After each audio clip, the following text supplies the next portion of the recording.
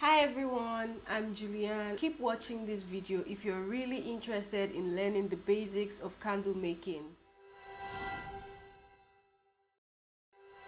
People buy candles for decorative purposes and fragrance purposes, but half the time people buy candles for fragrance, for scent, good scent. There's more to just a scented candle than a good smell. The olfactory bulb is directly connected to the parts of the brain that provide emotional reactions and memories. That is why certain smells can trigger memories and cause you to feel sad, angry, happy, excited, and so forth. Different fragrances have different effects. The smell of coffee is a very uplifting and motivating scent. It gets you in the mood to get active, get to work.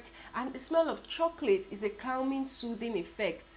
It calms you, relaxes you, and is used in most aphrodisiac fragrances. Cinnamon improves the motor functions in people with Parkinson's disease. So cinnamon is a great scent to market to people who have Parkinson's disease, and it is also a great memory booster. It boosts your memory when you're taking part in memory tasks. Cinnamon also has the ability to curb cravings. I know this sounds weird, but every scent has its effect. So it is very beneficial to you to study different scents and their effects. When you buy or in the process of purchasing a fragrance, you want to research more about the contents of that fragrance and its effects on your brain, basically. So it helps you when it is time to market your candle. Knowing the scent effect is major key, because one of the major reasons people buy candles is for the scent. You want to study the effects of scents, different scents and their effects. I'm going to give you 5 scents and their effects on the brain to help you get started. I've already given you 3: coffee, chocolate, and cinnamon. So I'm going to give you 2 more. The next is citrus. Citrus is a very refreshing and uplifting scent. When you light up citrus in your house, your room, living room, it just has this refreshing ambience to it. It makes the place feel new. It makes the place feel alive. Anybody who walks into the room begins to feel instantly refreshed, revitalized. That's the power of citrus. Cookie. Cookie makes you, it has purchasing power. It is used in marketing, in shops, coffee shops, lounges, boutiques, because it has amazing purchasing power. You smell cookie and you're ready to spend. You're ready to get out your wallet and just explode on shopping. So cookie is a great scent to burn at a fair or display at a fair, because it gets people in the mood to shop. It makes that wallet come out. It makes money rain. Cookie is also a nostalgic scent. It brings back happy childhood memories, because when we were much younger as kids, one of the major scents we had contact with is vanilla, cookies, cream, because as kids we have lots of these as snacks. So cookie brings back happy childhood memories. That's another thing to note. So I do hope that you take the time out to study different scents and their different effects. Now let's move forward to the next chapter. Now you do know that there are different types of waxes and their uses. Not all wax can be used for the same thing. And I like to personally break these types of waxes into 2: soft wax and hard wax. Yes, there are different types of soft wax and there are different types of hard wax. Soy also has a soft soy and hard soy, which is used in pillar candles, and the soft soy used in container candles, same as paraffin. But then there's more to just soy wax and paraffin wax. There's gel wax, which is mostly used in decorative style candles or drink candles to get a more realistic transparent look. It is also used as syrup on ice cream topping, you know, just to give your candle a bit of pizzazz.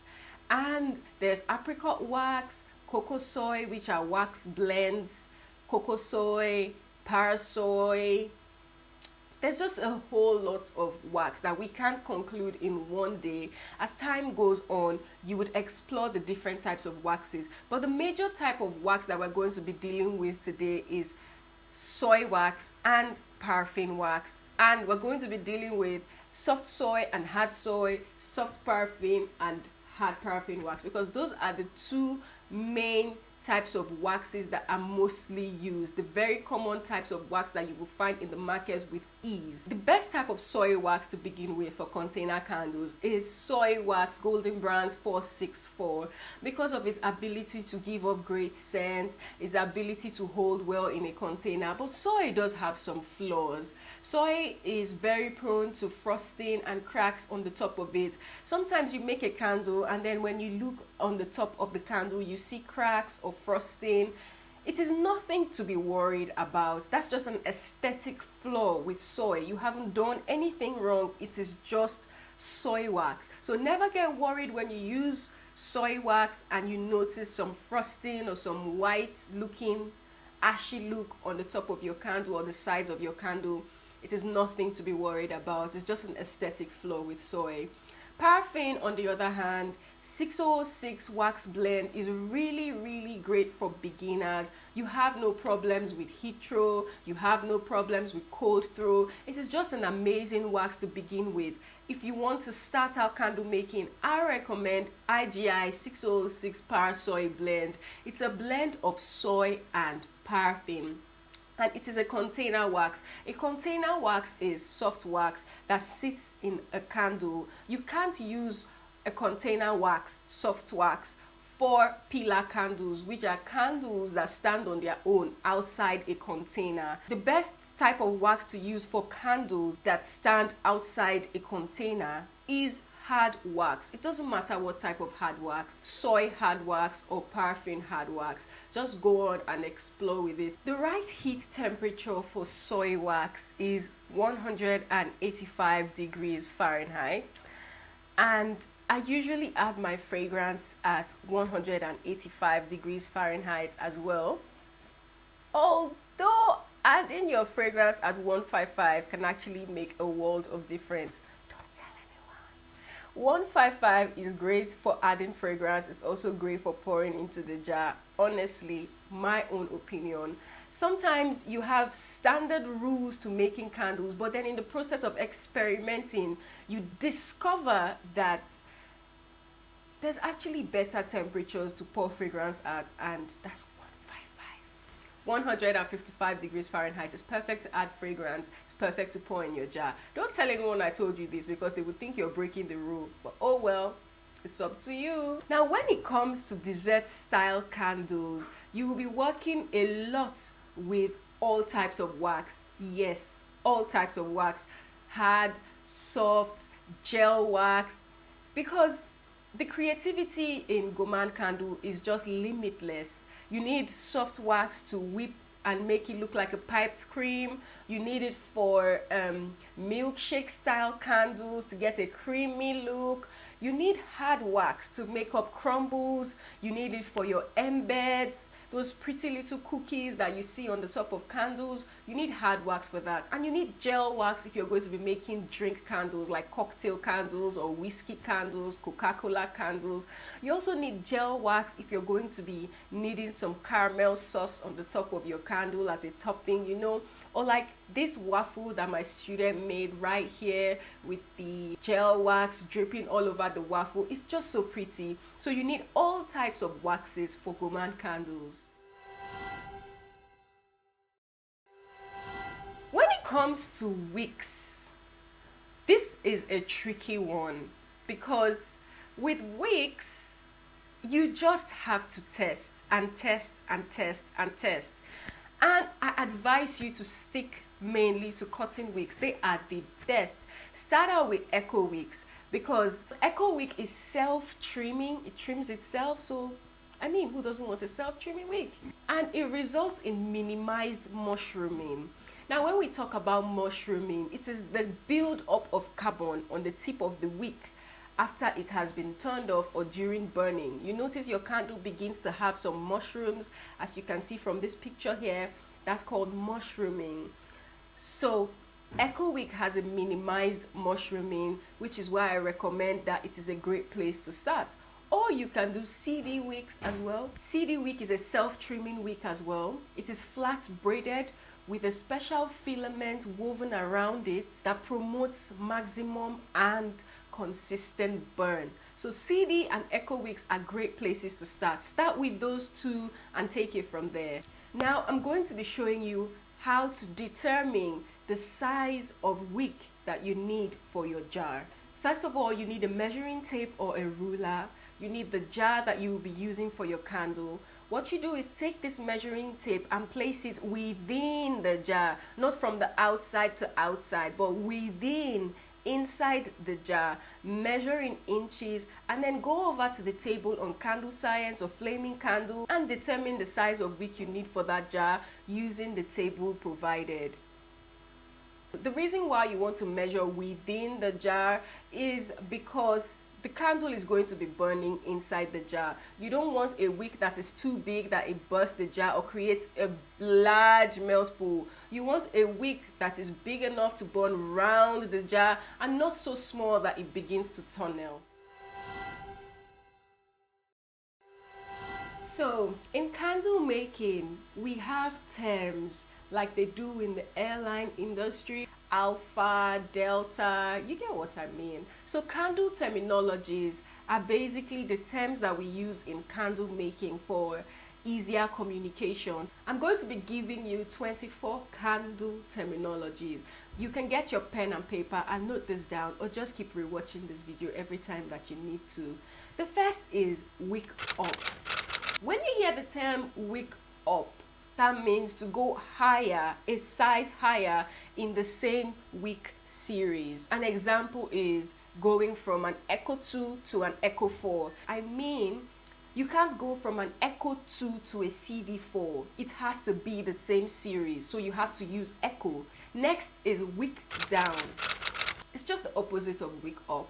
When you notice that your candle has a big flame, a high flame, or it's burning too fast, or your candle has a melt pool really quick before the period of 3 hours, then you need to wick down. Wick down is going a size smaller in the same wick series. Example, going from an Echo 6 to an Echo 4. Another candle term is viscosity. This is a fluid's ability to resist flow. An example is milk and ketchup. Ketchup has a high viscosity, it is thick, and milk has a low viscosity because it is light. It is not as thick as ketchup. That's just what viscosity means. Next is tunneling. Tunneling is basically when a wick is too small for a candle, it begins to burn only in the middle of the candle and leaves leftover wax on the side and only creates a melt pool in the middle of the candle. Then you need to wick up because your candle is tunneling. Sinkholes, these are holes left on the top of the candle after the candle has cooled. Mostly caused when you pour too fast or you have trapped air in your candle. So the trapped air is just trying to find a way to escape. That's why you have holes. This can be solved using a heat gun or just pouring over a second time. Power burn. Candles are supposed to burn 4 hours maximum at a time. And when you burn your candles for more than 4 hours to 8 hours, that is called a power burn. People perform power burns to determine the burn time of their candles. Pour temperature. This simply means the temperature you pour your colored and fragranced wax into a container or a mold. OOD, out of bottle. This is the first smell you receive when you first open a bottle of fragrance. Mushrooming, I believe I mentioned this earlier. It's a buildup of carbon on the wick caused by a wick that is too big, incomplete combustion, or wax additives. Mix temperature. This is the temperature to pour fragrance into melted wax. You can pour fragrance at 185 degrees Fahrenheit regardless of wax, but I do 155. Melt pool. You've heard me say melt pool several times during this video. Melt pool is the liquid layer of wax in a candle when it burns.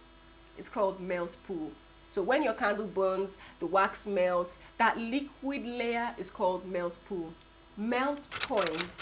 This is the temperature at which wax begins to melt. Jump lines. Sometimes when you pour into your jar, you notice some lines around the jar when the candle has cooled. This is caused by pouring your wax into the jar when it is too cool. A way to solve this problem is to pour at the right temperature and preheat your jars. A way to preheat your jars is by using a heat gun and just heating within the jar for a few seconds until it is hot enough, or by putting them in the oven for about 2 minutes. Make sure that the oven is off. You don't want to burst your jars, you just want to heat them up. So preheat your oven and then pop in the jars when the oven is turned off. This is a way to preheat your jars and reduce jump lines. HT, hot throw.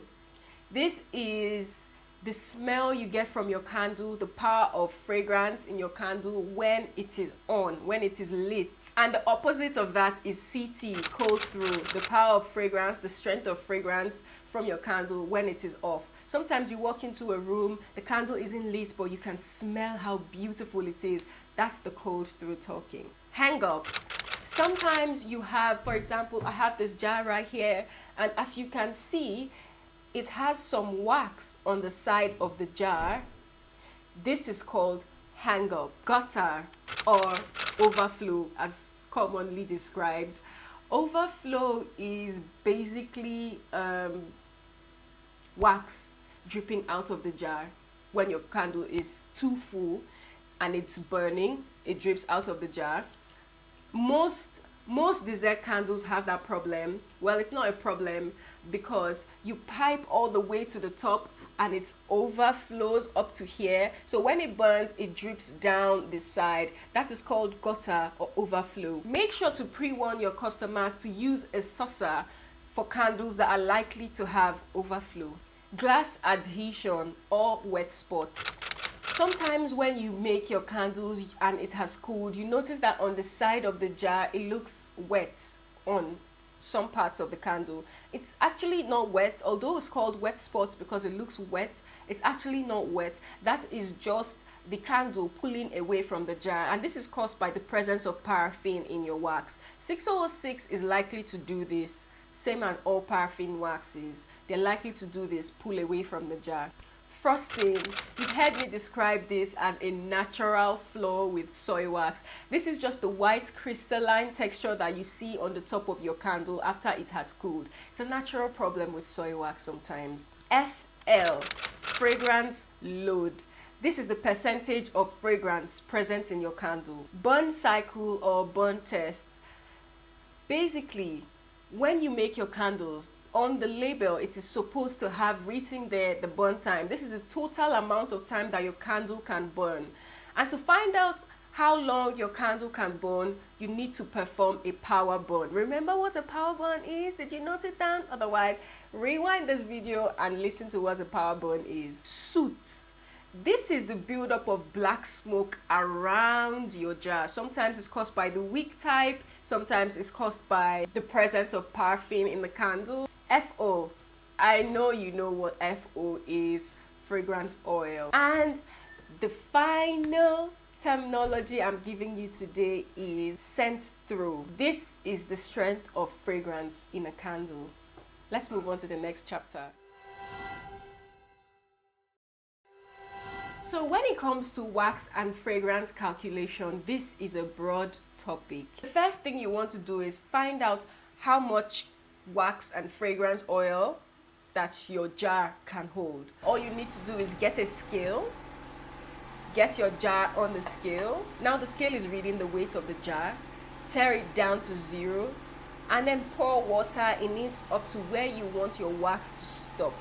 This figure is the weight of the water in this jar.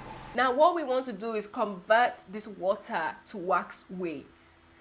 There's a difference in weight between water and wax, and that difference is 0.86. If I got a jar of wax here in this same jar and I got a jar of water, one would weigh different, and that difference would be 0.86. So what you want to do is multiply the weight of the water by 0.86. This figure that you get is now the weight of wax and fragrance oil that your jar can hold. It doesn't end there.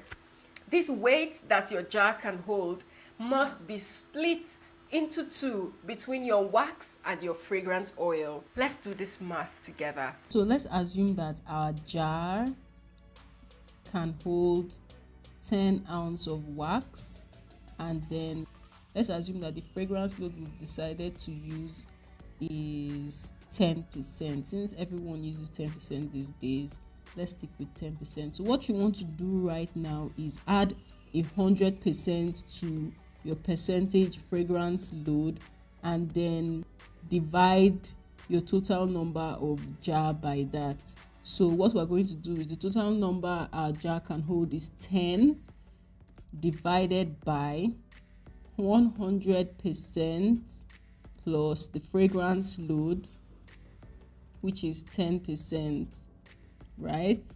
So what we're going to do is add this.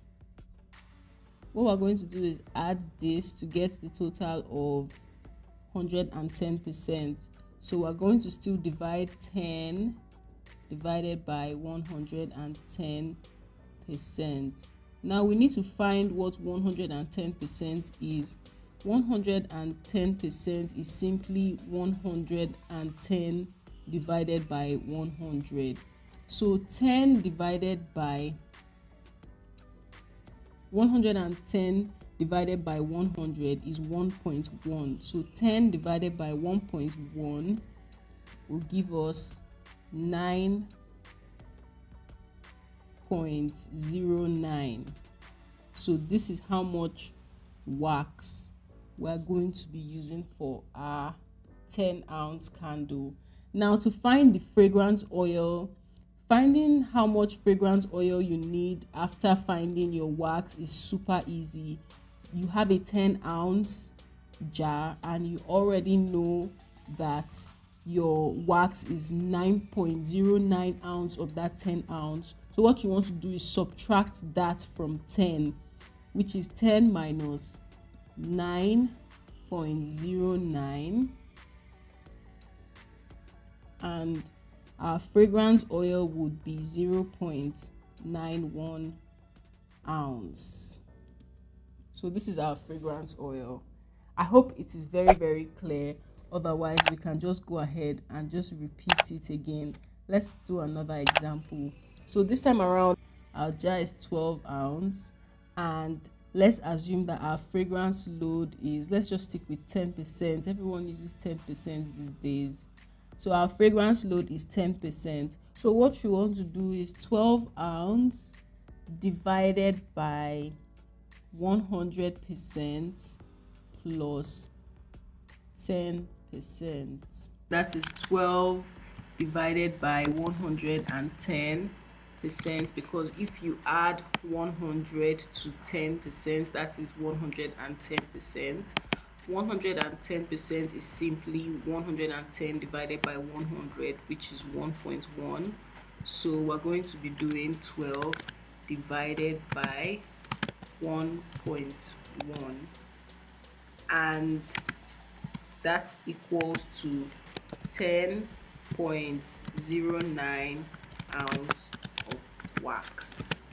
Once again, to get our fragrance oil, we already know that our jar is a 12-ounce jar, and we know that from that 12 ounce, our wax is 10.09. To get the fragrance, we minus the wax from the total amount of jar, and what is left is for the fragrance oil. So 12 minus 10.09, and that is equal to 1.1 ounce of 1.1 ounce of fragrance oil. So guys, make sure that you like this video, subscribe. I hope that I have made it super easy for you. All you need to do is just add 100% to your fragrance load, and then 10 divided by that, and it is super easy. I'll see you in the next video. Bye.